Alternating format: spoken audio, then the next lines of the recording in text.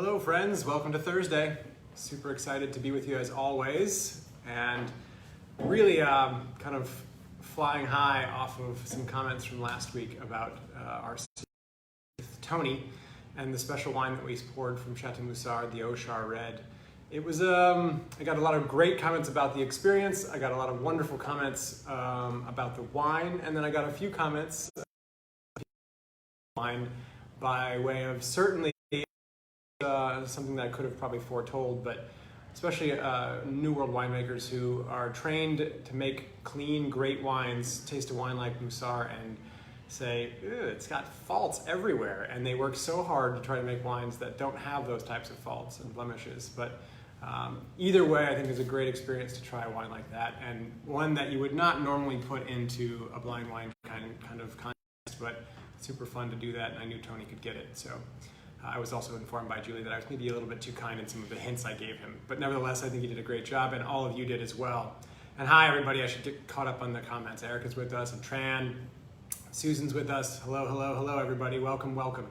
Looks like we have a very interesting white tonight, and there's something to talk about with respect to visual, and we'll get there in just a second. But who else is with us? Lorna's here. Hi. And Expedition Vintage. Again, hello, Neal. You're saying that's great, wonderful. Thank you so much for joining us. You always post the coolest pictures of your vehicles across the street, and then you get the Field and Main picture in the back. Kathy's with us. Hi, Kathy. But we love those shots and call-outs on Facebook. Thank you, Expedition Vintage. The wine this week, from my perspective, and I don't know what it looks like from yours, but I have some signs of little bubbles, which is cool. Kathy and Kristen are here, and Jan, hi. Rick is with us, who might or might not be the individual winemaker who shared with some of the feedback regarding the faults in the wine. We're cutting out a little bit. Sorry for that. Let me see if I can do something. Let's turn off the Wi-Fi. Just go right to cellular. Let me try that real quick. Sorry, guys.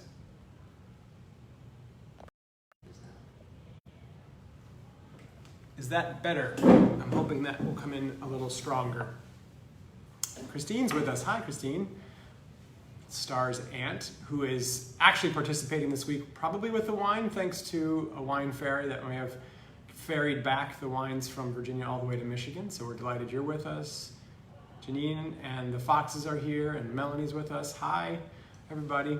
Hopefully that's running a little bit better. Let me know if it's still choppy. I'm not sure what else I could do further, but I'm now completely cellular signal. We found out this week that Comcast has us running at the slowest speeds possible.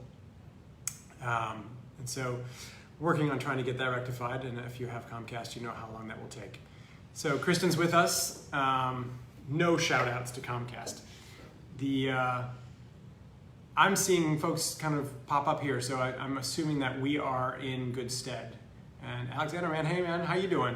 Glad to have you with us as always. Nice to see a friend from the past. You can kind of play along if you'd like and tell us what you think based on our comments.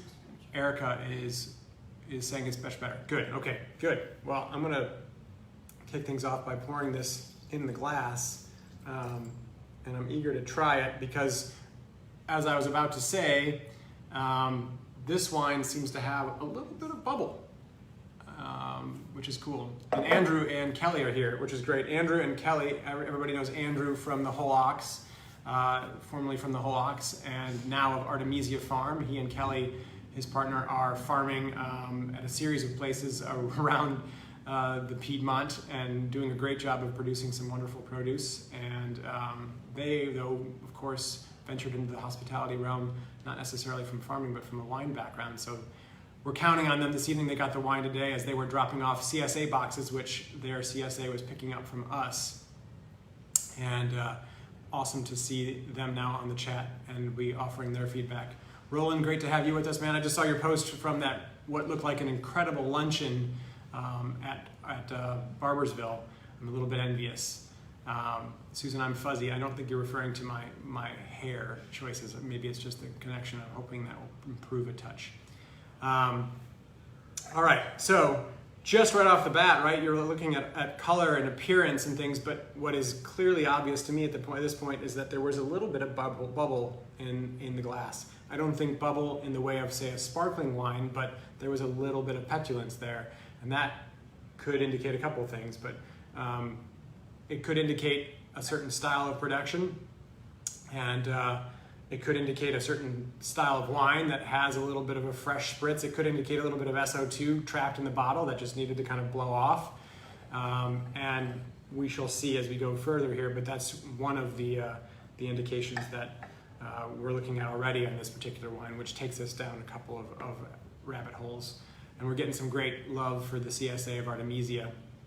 Yeah, they left us a box too, which was awesome, as a way of thanks to hosting their pickup, and there's some great stuff in it, which we're hopefully going to feature some of their little squash, their globe squash in a preparation tomorrow with some a fantastic kind of raisin caper vinaigrette and some Suriano ham. So something to look forward to tomorrow. And it's Melanie's birthday today. Oh, Melanie, happy birthday. I saw you post there just a second ago. I didn't read the whole thing about crab cakes. So you're having crab cakes for your birthday and tasting with us. Well, what a pleasure it is for us to have you with us. Cheers. Delighted to be with you on your birthday. All right, so what do we got? What do you smell, folks? What do you see? I see kind of, it's palish, but there's also a tiny bit of a golden cast, but mostly pale, right? What other descriptors would you attribute to the appearance of this wine? Pale lemon.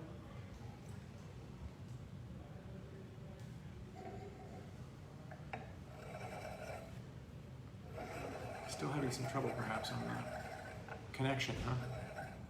Sound was good, but that disappeared. Apologies for that.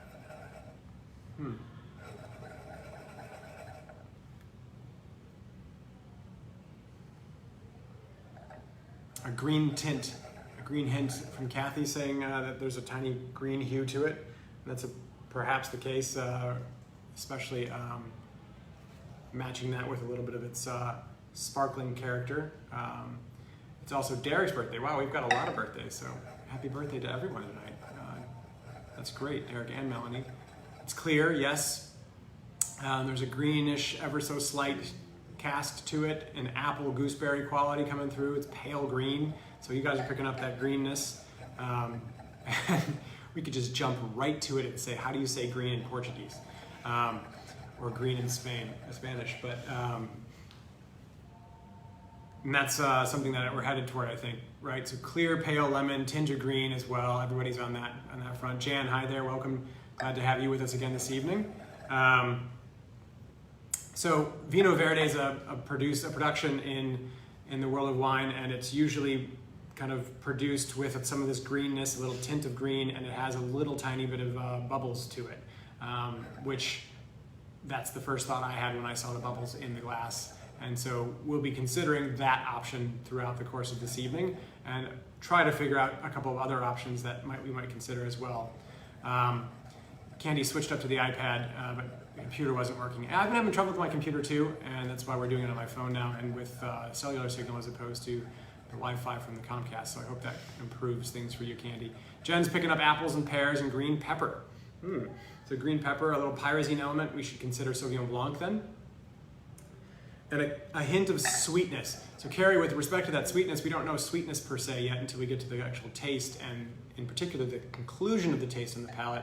But the honey profile, so a sweetened flavor aroma like honey, sure, let's consider that for sure. Apples, pear, lime coming from Kathy, and a heavy pear smell, which I think is a great indicator too of, I get a lot of times with Albarino, some pear, and so kind of Vino Verde and Albarino coming from sort of the same coastal part of the Iberian Peninsula. A heavy pear smell from Carina too, and yeah, I'm with you on the pears, I'm with you on the lime. Any minerality? So we got a lot of fruit in the way of citrus. Yeah, Jeff, you're getting some earthiness. What kind of earthy? Like, is it the minerality I'm getting? Some stone, some chalkiness, or are you getting a different form of earth? Hey, Gerald, welcome, man.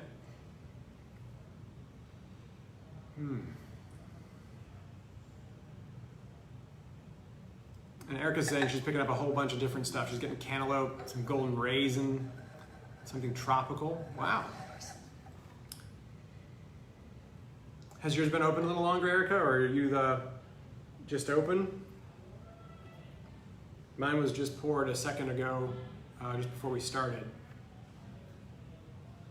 Some wet stone picked up. Yeah, I agree, guys. I'm getting that stone. Okay, so any indications of wood? Do you smell anything vanillin, cedar, corn, spice, warm baking spices? Candy's throwing out that it's a little bit like Vidal Blanc. I think that's something we can absolutely consider.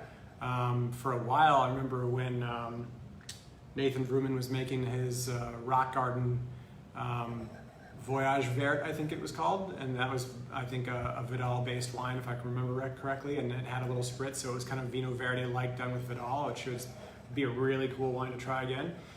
Excuse me.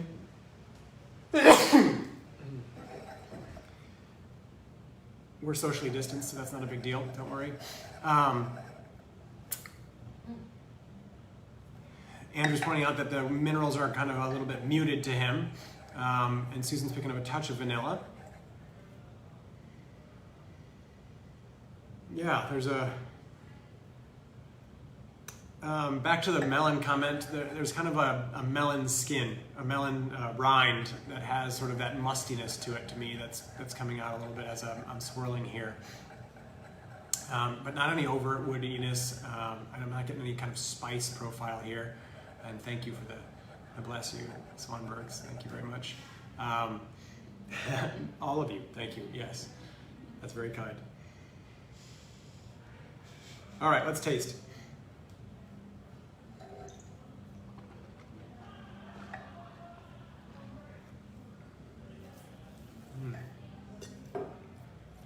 Wow. Tons of that tree fruit, right?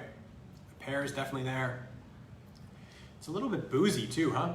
It has like an alcoholic finish. Not in a heat way, but more in a distillate kind of way. Just the flavor of sort of a pear distillate, like a Poire William, something like that, that has that pear kind of alcohol profile flavor that's interesting at the back end. Let's talk about the balance of this wine. What is it? Is it salty? Yeah, Jan, okay, good. I mean, again, that's putting me, and I'm trying not to rush 100% to judgment and follow only that track, but the western part of the Iberian Peninsula makes sense being coastal and having that saline influence. So salty is a good call. It has some legs to it. It has some weight. It definitely does. I agree. And there's no spritz. There's no like bubbliness that that was there, initially, and I saw it. Even that has dissipated kind of off the bottle for me here, and it's not in the glass. And there's no kind of pleasant spritziness in the mouth. And so the Vino Verde thought has kind of tapered for me. The mustiness kind of has tapered for some. I missed that comment, excuse me, but kind of a fizzy, salty, a bit creamy. Yeah, there's a textural quality here that's indicative of maybe something a little bit higher in alcohol, a touch higher. Maybe that more Albarino than Vino Verde for me, for example. Where's the acidity at, guys? Is it a dry wine? Is it a high acidity? What's the texture like? Is this a medium weight wine, a light bodied wine, a more robust wine? It's not a pet nat, for sure not. No, I agree.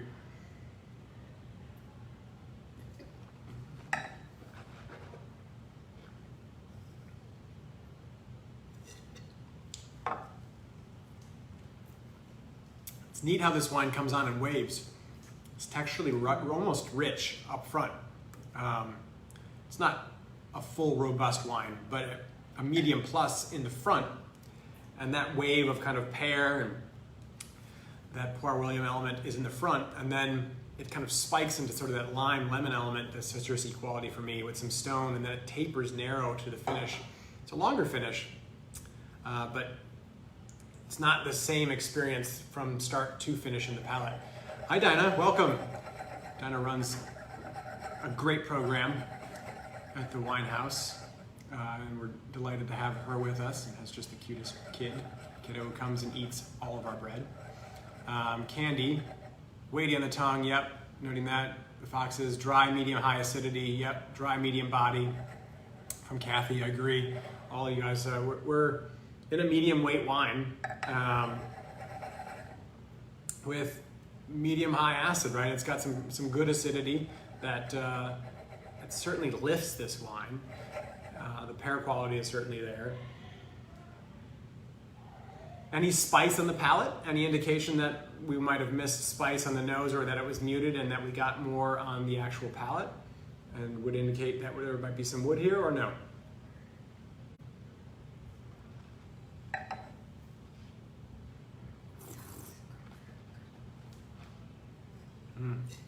So you can pick up a little touch of petrol with the minerality. Quality of grapefruit for some lime.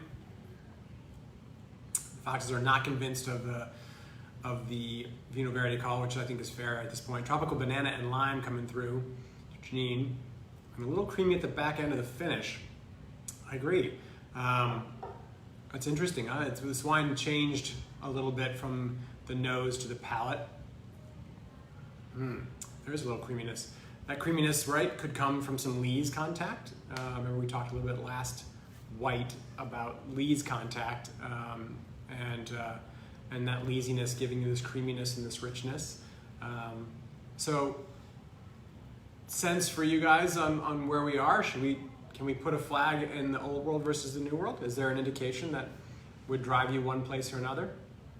And if you say old world, why? What is it that makes you think that? And if you say new world, why do you say that?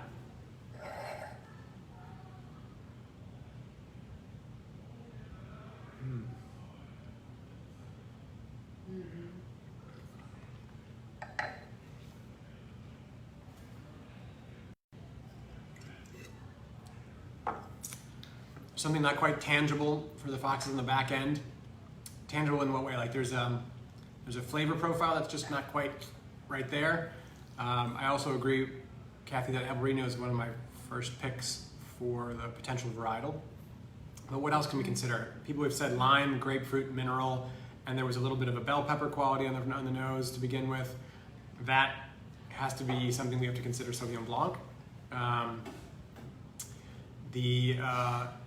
There's a grape called Kerner that comes from northern Italy that has more spice typically, but I've gotten some pear off of it. There's a grape called Sylvaner that would be pretty obscure that you could get from northern Italy, you could get from Alsace, right? Even Germany, and I've gotten some pear from that from time to time. That would be potentially interesting. You're getting a wee hint, I love that, a wee hint of clove, a little bit of spice on the back end of this. Yeah, it's as is the case, it seems like every week we're 18 minutes in and the wine begins to change and begins to start to show more of itself, and that's a really good thing. That's one of the enjoyments of drinking wine, right? If you spend a moment with it, a glass is nice, but 2 glasses and 3 are that much more enjoyable because you get to see the wine evolve over time. The Foxes are thinking Germanic. Candy's leading to Portugal or Spain, but can't rule out the New World. And I think that's a good point. The fruit up front on this is certainly could be New World, right? I mean, there's a chance there. This is not for me like definitively Old World or New World. It sits somewhere in the between. I think you could comfortably call or argue a point for both. So there's minerality still, Jan. I'm getting that too, and it's not as salty. There is a remnant of that saltiness for me, Jan Burst, just kind of on the side lingering there, right where the acid dissipates off the side, and then there's this kind of lingering quality, and there's still for me like a weighty pear must. Spanish whites and even maybe a dry Steen Chenin Blanc from South Africa, that's a cool call.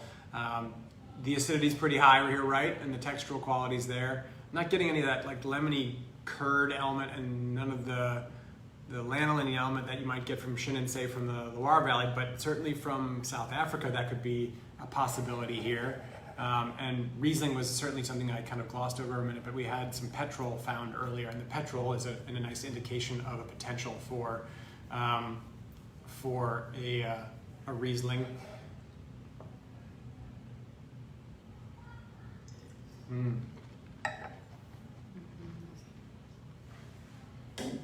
Yeah, Karina, I agree with you 100%. There's that ocean air kind of sea breezy quality of the saltiness. And I just keep getting tons of pear too, which would probably take me away from something like Chenin Blanc. Gruner is a good question, and we could consider Gruner, sure. Generally speaking, we got some more, when we had the Gruner before, like we got a little bit of that white radish, white pepper quality. And yeah, I don't know, that it's something we should consider for sure. The textural weight, the acidity, the profile sits well with what Gruner Veltliner would be too. Jeff Swanberg wrote Toro tea, and I was like, Toro tea? I'm thinking Spanish, something like the Toro from Spanish. Tea, interesting, I don't know that wine. And then it was auto-corrected to Torrontés.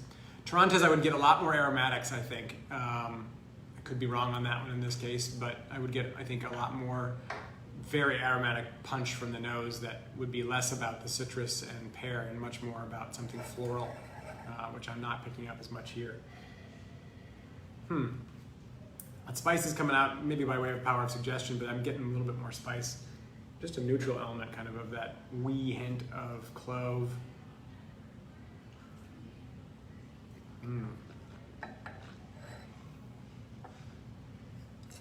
Is this becoming weightier for you too? Remember how I said that the first kind of portion of the taste was weighty and then it dissipated? It seems like it's expanding in volume with each continued taste. I'm getting more and more of a burst there.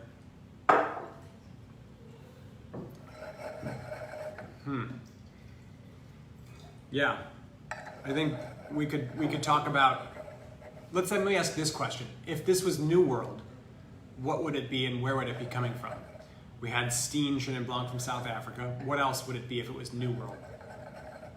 What about Sauvignon Blanc? Where would we find Sauvignon Blanc like this in the New World? Or where would we find Albarino in the New World?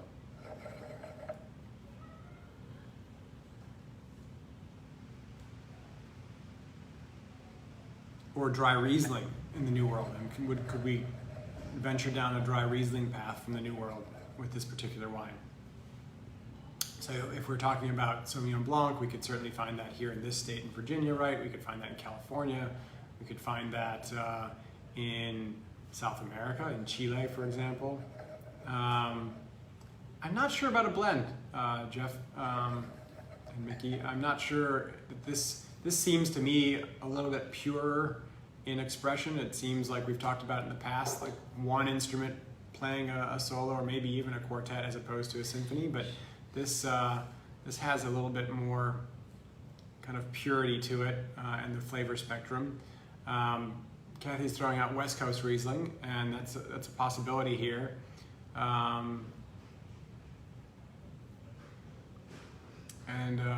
Erica, I'm sorry, your note got cut off for me. There was a length to it. I missed that. I apologize. Rick saying Virginia Albarino, and I thank you, Rick. Yep, because Albarino is being grown in this state, and it's grown in an interesting way. A Chard blend, Brazil, Argentina. Yep.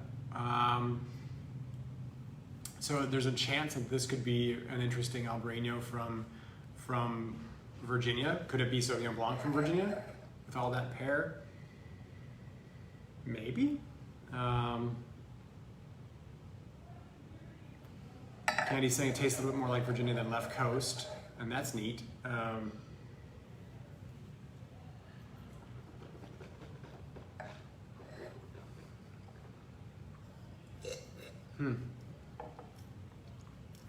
It's changing so much.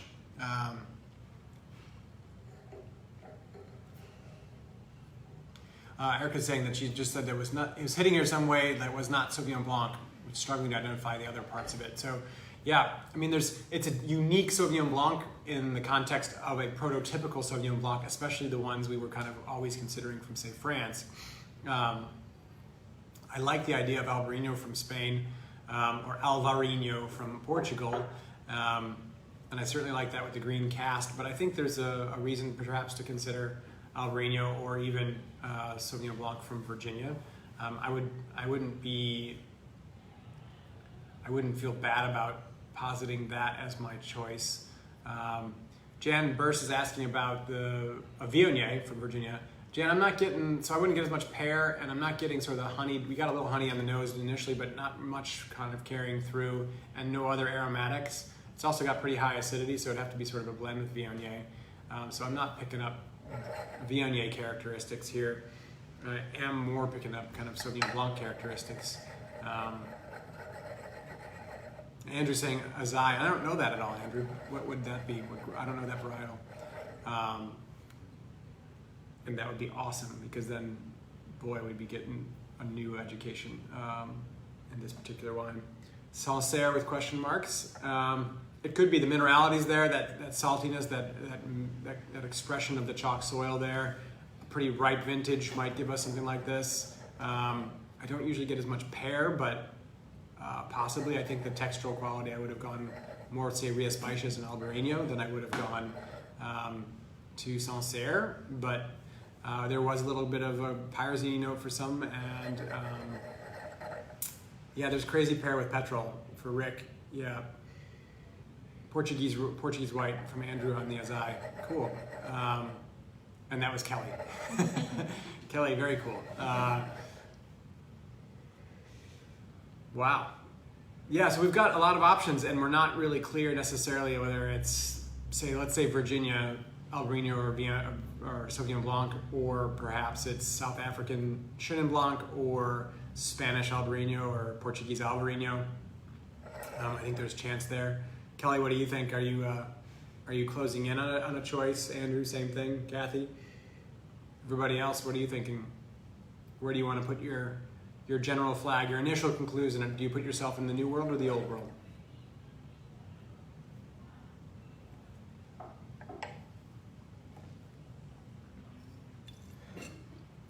Carrie says she doesn't know, but she likes it. Yeah, that's really one of the highlights. I was sharing with someone the other day about this series and what we've been doing each Thursday, and how neat it is that as a collective, we keep hearing from you that I tasted a wine last week that I've never tried before, that I didn't want to try, or that I tried once before but I had a kind of a bias against, and now I find that I enjoy more wines in a broader spectrum.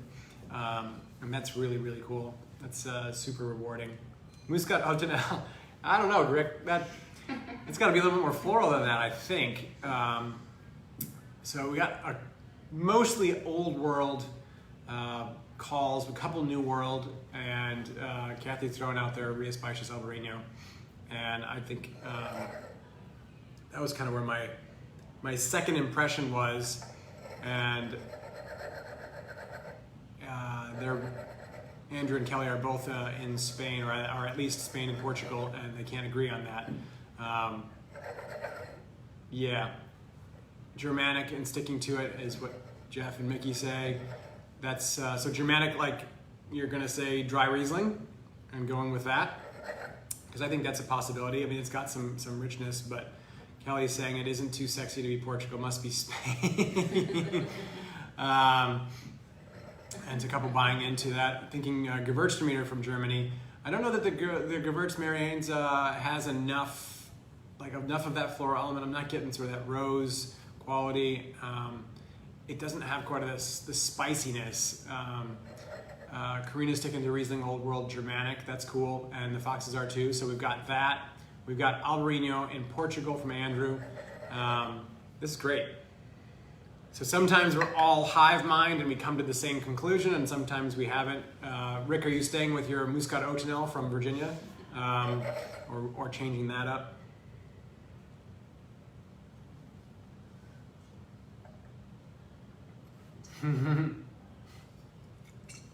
Susan's putting dry Riesling Old World 2017, and the Foxes are being driven crazy by that back end finish. There is a back end element to that maybe you're referring to as a way, a tell, but you just can't quite grasp what the tell is. Yeah, I think I'm trying to talk myself into this being, say, Virginia Sauvignon Blanc, but I'm gonna go myself, I think, back to Spain and call it Ria Spicious Albarino as well. Luero, Yeah, from Portugal has spice. It does. That would be cool if we had that in this mix. Portuguese. I can't recall whether we've done Albarino in the past or not. I think we might have, which would mean we would be repeating ourselves, and that would be kind of weird. But it could be. Just mixing it up is Rick's quote for the Muscat Otanel, which is awesome. Spanish Albarino for Kevin. Candy is struggling. She had Sauvignon Blanc on the nose, but can't place the taste. Yeah, I think that, like all the other descriptors that we kind of put out there led you to think, or at least to consider Sauvignon Blanc. It's just the pear for me. And I had a really great tasting once where just that pear was the indication of Albarino and from Ria Spicious, and so I'm going to go that route. McCarty's Anne is going to put out Rueda in Spain, so Viura coming through for her, which is a good option here too. Spanish white all around, being kind of the one that's leading the pack, with a German dry Riesling coming in, I think, close second. And Erica's saying definitively, don't go down the rabbit hole of Virginia Sauvignon Blanc. This is not that. That's fair. All right, so what do you think? Any final comments or notes that we should reconsider or consider again? A couple people weighing in saying Sauvignon Blanc is not it. And I think that my gut tells me to go a little bit away from that. Colombard. Kathy's throwing that out there. It has some Sauvignon Blanc notes. Colombard, yeah. I can't remember the last time I've had like a Colombard to be able to reference that. But that could be interesting. I don't know about the I would just have to know more about Colombard with respect to pear. Because the pear is the thing for me that is the most dominant in this whole entire wine.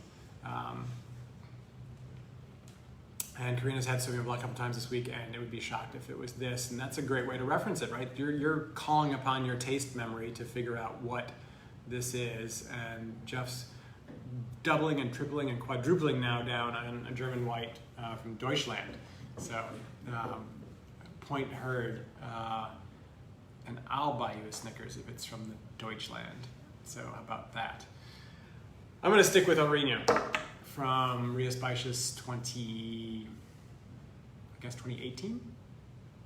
But Kathy's not convinced. So you weigh in before I grab this bottle. Creamy pear. They had a little bit of spritz, and I think that was just maybe some SO2, so it could be even doubled. It could be just a little bit of the SO2 in the bottling too. So it's a high bottle.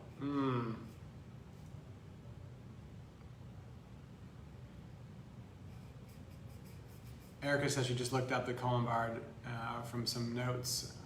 She could buy into that one, she said, actually. So it could be potentially Colombard. If that were the case, I'd be learning something. All right, I'm staying with where I'm going because I don't have a way to walk away from the pear in the Ria Spicious Albarino call comfortably. And I'm going to learn something here in a minute. So ready? Ooh. Oh, damn. That's so cool. All right, I owe you a Snickers because it is a German wine. It's totally German, and it's Sylvaner, which I just hella threw out there and walked away from. That sucks. It's Trocken, old vines. How cool is that? Look at the ABV. The alcohol on this is 14.5. So the alcohol that I picked up in the beginning was there and present, and it tastes a little bit boozy. And then all of you who are on the German thing, that's really cool. Yeah, man, Jeff, you get some credit for doubling down, tripling down, quadrupling down on the German element. And we were all in the Iberian Peninsula, and that's kind of a neat note about Germany, is that it oftentimes tastes exactly like Germany, but it has flavor profiles that just don't seem necessarily to come from what I would associate with Germany necessarily. Think about all the tropical notes on Riesling, right? So it's just, this was great, because this is a better lesson, right? Now we have Sylvaner we can add to our pantheon and our taste palette. And we have pear as an indicator. We have a higher alcohol profile as an indicator. Not a lot of spice in this case. The older vine gave us some denseness and some richness. some concentration, especially that built. It had nice moderate acidity. So as you taste something you've never tried before, definitely enjoy the tasting experience, but also start to catalog a little bit, what's the profile? This is a medium-bodied wine with medium plasticity, lower oak usage here in this case, and not a lot of spice. We got lime, we got a little honeyed element, we got some tropical quality, we got some Sauvignon Blanc characteristics, and tons of pear. So really cool. So when we're tasting Albarino next, we could also say, well, maybe it also could be Sylvaner. And that's really neat. So the toppers are saying that they'd follow the foxes into any vineyard, and that's 100% true. I believe that is an absolute truth. Erica's saying that she's never had Sylvaner before, and like I said, I threw Sylvaner out there, but it's not one that I've had a bunch of. It's just not something that makes its way onto a lot of tables every once, more than a few times. This is really cool, tasty wine. You drink this whole bottle and you're going to feel a little bit at 14.5 alcohol. And she's never had a Certico either, and that's kind of why she loves these. I love it too for that reason. Good pick, Julie and Tony, for broadening most of our palates. For some of us, maybe we've tried one or two of these, and if you drink this all the time, well then where were you? You should have been calling Sylvaner. So for the most of us, though, the bulk of us, this is a newer experience and a really cool one. That's great. Very neat. I like it when I get one wrong and you learn something like this. So cheers to everyone for trying a Sylvaner this evening. And I don't get any credit, but maybe like an auxiliary half point for just throwing Sylvaner into discussion and then completely putting it aside. I should go with that more next time. So Rick's saying he thinks it's usually in a blue bottle. Yeah, probably. I think it is a more bulk produced kind of blue bottle production usually, but in this case it's clearly done by Dr. Hayden, who's a great producer, and probably with a little bit more intentionality in terms of its growing and rearing. So yes, Andrew, I second that. Thanks to Tony. So, and to Julie who put this together. Cheers everyone. We'll do this again next week, and I think we're red next week. So we'll go back to red and get back together and try something perhaps as unique and different as this one. Or who knows, maybe we're just tasting California Merlot. We'll find out when we taste next week. Cheers everybody. Good night.